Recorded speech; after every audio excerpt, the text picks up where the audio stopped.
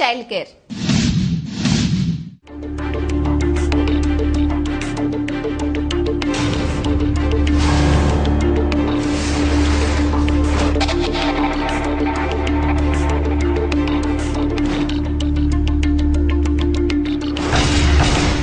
Sir, ఇప్పుడు ఈ dengue వ్యాధిని అసలు పూర్తిగా ఇంత భయంకరంగా ఉంది కదా, చాలా మంది ప్రజలు సఫర్ అవుతున్నారు వీటి వల్ల. అసలు ఈ డెంగ్యూ వ్యాధి అనేది పూర్తిగా నిర్మూలించాలంటే అది సాధ్యమవుతుందా? ఎందుకు సాధ్యం కాదండి? సాధ్యమైందంటే దోమ మనని కుట్టకుండా చూసుకోవాలా, అది సాధ్యమవుతుందని మీరు చెప్పండి.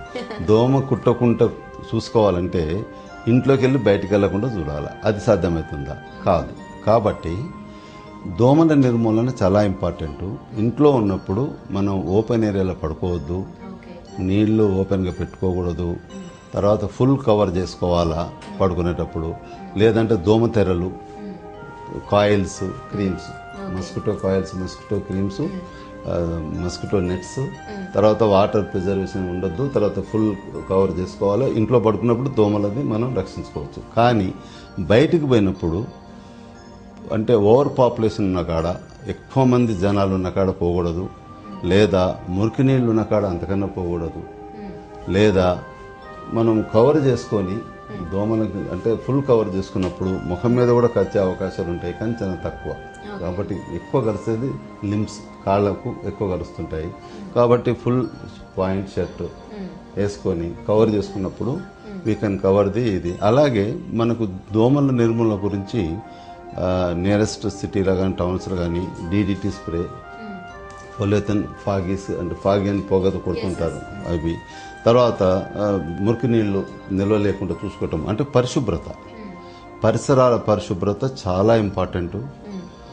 దోమ కనుక ఉండకుండా చూడాలంటే పరిసరాల పరిశుభ్రత, తర్వాత స్ప్రే, డీడీటీ స్ప్రే, తర్వాత పర్సనల్గా ఏంటంటే ఇంట్లో దోమతెరలు, పరిశుభ్రత, దోమలు లేకుండా చూసుకోవాలంటే ఒక్కటే మాట చెప్పాలంటే దోమ కాటుకు గురి కాకపోతే ఈ 5 వ్యాధులలో ఏ వ్యాధి కూడా మనకు రాదు. డాక్టర్ గారు, డెంగ్యూ వ్యాధి రావడానికి గల ముఖ్య కారణాల గురించి, అలాగే అసలు ఈ డెంగ్యూ వ్యాధి అనేది అంత ప్రమాదం కాదు అని మా ప్రేక్షకులలో ఉన్న సందేహాలను చాలా చక్కగా వివరించి చెప్పారు సార్. అలాగే ఈ డెంగ్యూ వ్యాధికి సంబంధించిన ట్రీట్మెంట్ విధానం, తీసుకోవాల్సిన జాగ్రత్తల గురించి చాలా చక్కగా వివరించి చెప్పారు sir. Thank you so much.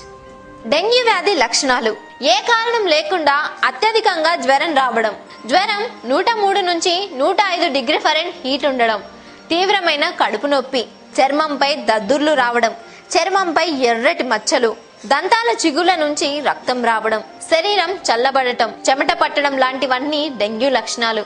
ఈ లక్షణాలను బట్టి డెంగ్యూ వ్యాధిని నిర్ధారించవచ్చు. ఈ లక్షణాలు చాలా ప్రమాదకరమైనవి కనుక వెంటనే వైద్యుని సంప్రదించాలి. తీవ్రమైన జ్వరంతో పాటు తలనొప్పి, ఆకలి మందగించడం, కంటి వెనుక తీవ్రమైన నొప్పి, అలాగే చూస్తున్నప్పుడు నొప్పి అధికంగా ఉండటం, వాంతులు, కండరాల నొప్పులు, కీళ్ల నొప్పులు, వ్యాధి తీవ్రత పెరిగే కొద్దీ ఆయాసం, బీపీ పడిపోవడం జరుగుతుంది. ఈ లక్షణాలను బట్టి డెంగ్యూ వ్యాధిని నిర్ధారించవచ్చు. ఈ లక్షణాలు చాలా ప్రమాదకరమైనవి కనుక వెంటనే వైద్యుని సంప్రదించాలి. తీసుకోవాల్సిన జాగ్రత్తలు: వ్యక్తిగతంగా అనేక జాగ్రత్తలు పాటించాలి.